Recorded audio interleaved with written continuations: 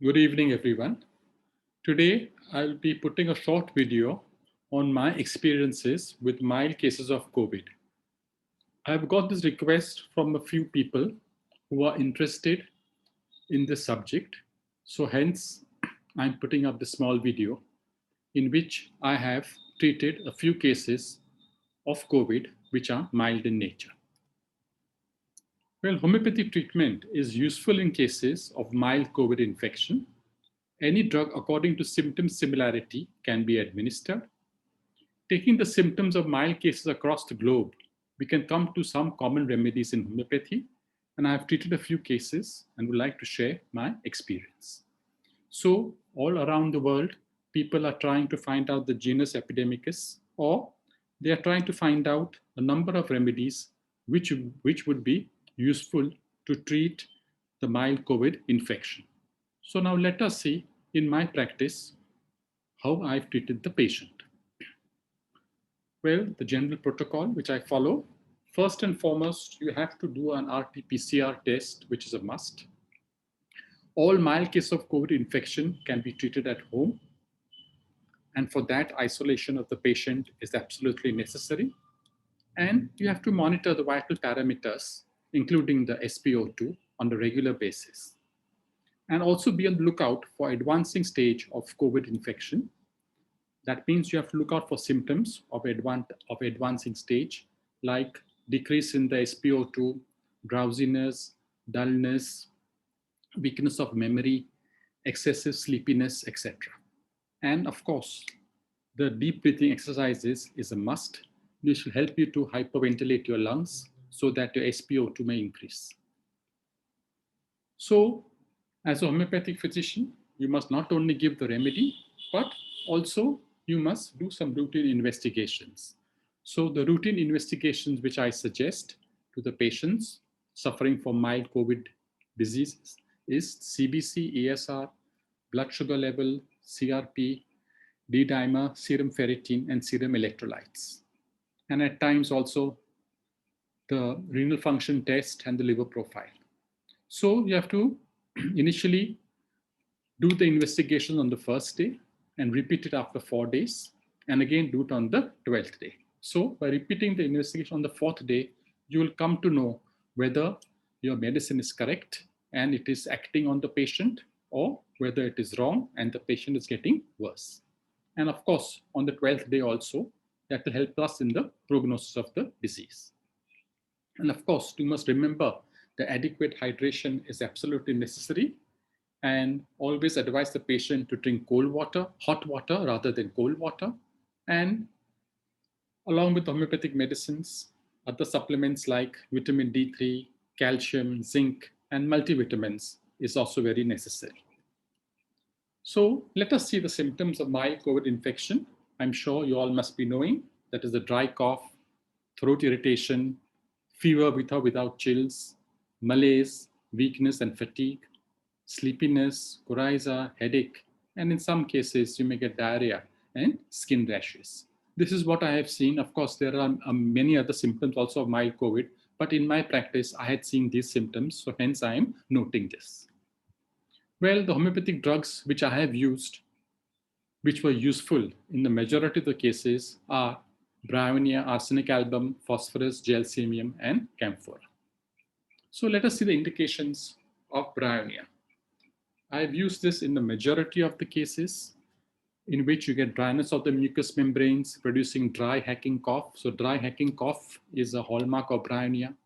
Throbbing headache aggravated by least motion, and patient doesn't want to be disturbed, and thirst is increased. So you'll get the dry hacking cough along with the terrible headache, or you may just get the dry hacking cough. So that's a good indication of Bryonia. Also, you may get redness of throat with pain on swallowing. And mentally, that's also very important. The patient doesn't want to be disturbed. He wants solitude or wants to be left alone. And there's malaise with desire to be quiet. He wants to lie down, and motion aggravates the patient. So basically, the patient will not like to be disturbed. He'll become very irritable. He'll become very snappish. If you ask him questions, or if the family members ask him, how are you? How is your health today? did you eat your food, did you drink hot water, etc., etc., the patient will get irritable and will snap out at the family members. So this is also a very important mental symptom of bryonia. Now, arsenic also, which I've used in a number of cases in which you get great anxiety about the disease. He is very fearful and he's very anxious whether he will get all right or whether he will die.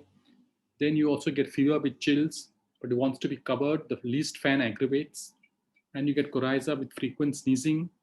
Cough comes in 2 to 3 paroxysms and is aggravated at night time. So this is very important. Cough in 2 to 3 paroxysm. It is more worse at the night time. As you all know, in arsenic album, we get midday and midnight aggravation. And you also get malaise with weakness, fatigue, and restlessness, and thirst for sips of water at frequent intervals. Now, phosphorus I've used also in a few cases in which the patient is also very anxious about the disease, just like arsenic. There is nose block with difficulty in breathing, quite a common symptom in corona.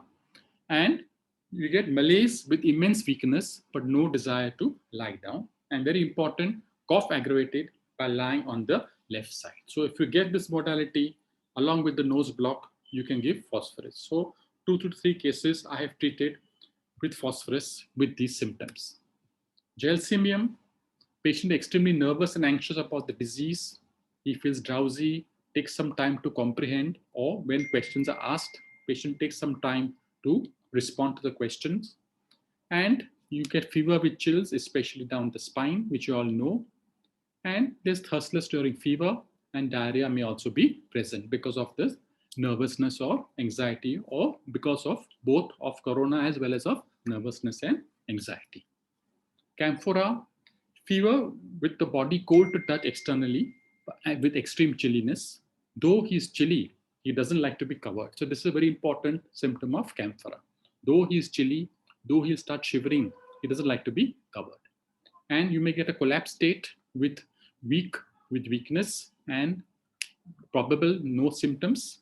And also you get accompanying diarrhea at times.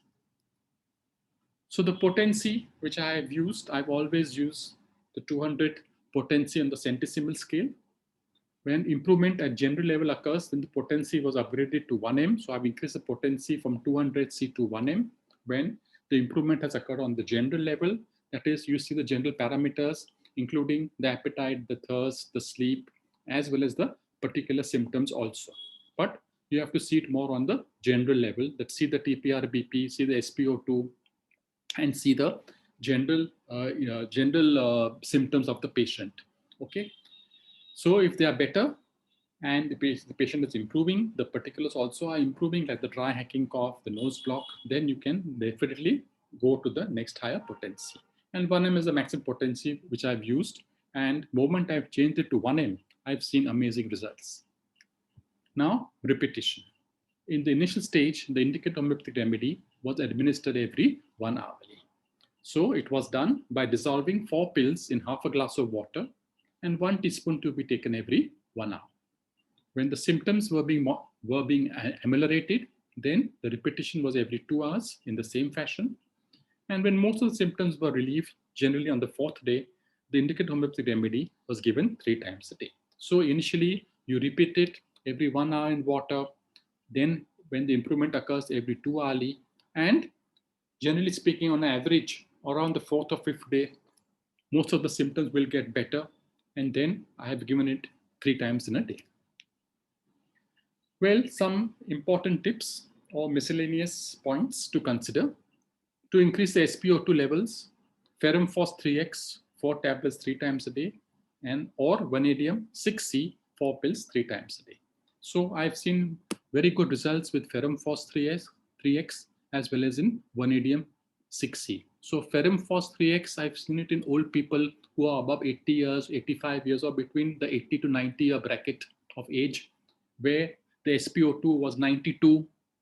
And after giving Ferrum Phos 3x, 4 tablets 3 times a day, within a span of 24 hours, the SpO2 shot up to 96 and was then maintained between 94 to 96. So this was a very encouraging result. And also vanadium 6C, I had given, especially in young patients in which there was a fall of SpO2, and also this also was a very useful remedy. But I can vouch for ferrum phos 3x, probable it is better than vanadium 3C. Now for skin symptoms of urticaria, well, I have used Bovista when sulfur and APIS have failed to give results. So many a times, as you all know, in mild COVID cases, you do get the skin eruptions. And I've tried APIS first without any relief, sulfur also without any relief.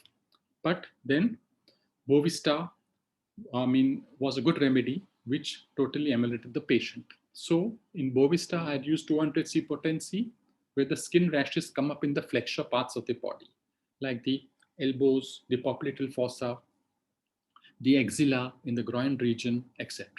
Redness with itching, better by cold water. So there is great itching, the article rash is red in color, and the patient feels better by application of cold water. Parts seem affected to get thickened. The parts affected seem to get thickened. Now, this is very important, especially the fingers and the toes. The patient will tell you that I feel that my fingers and my toes are thick, they are fat, and I cannot move them. They get stiff with difficulty in movements of fingers and toes. So this is another very peculiar symptom of Bovista, in which I had repertorized the case and I then came up with Bovista. So in cases where sulfur and APIS fail to give result, think of Bovista when these symptoms come up, especially in the flexure, the location in the flexure parts of the body, and the parts affected seem to get thickened with difficulty in movements. And this is another very common complaint, post-COVID recurrent respiratory infections. As you all know, people who have recovered from COVID, either from the mild case or moderate case or even the severe cases, they get recurrent respiratory tract infections. So to avoid this or to cut down the tendency, tuberculinum bovinum 1 m, 1 dose per week. I can vouch this remedy, extremely useful, extremely beneficial, but it has to be given over a prolonged of 2 to 3 months, and the patient will definitely feel better, and the recurrent upper respiratory infections or lower respiratory infections would be annihilated, and the tendency would be cut off. So this is also a very important remedy, tuberculinum bovinum 1 m, 1 dose per week for post-COVID recurrent respiratory infections. So this is all what I want to tell you about my small experience with COVID. I hope you found it useful. And please do subscribe to my channel, Homeopathic Super Sessions by Dr. Jagos. It's a channel related exclusively to Organon, in which I have made videos in which it's easy to understand and remember. It contains all important topics of the UG and PG syllabus, and also short prescriptions of commonly seen diseases. It has up-to-date 70 videos, important tips how to crack the examination, Viva question, theory questions, and much more. So this is a new thing which I have come up with, short prescriptions of commonly seen diseases, in which I have put up these videos in which I have used remedies and I have seen them in action with good result over and over again in repeated cases. So hence it's a short prescription in my 32 years of practice. So I hope you like this video. Thank you very much.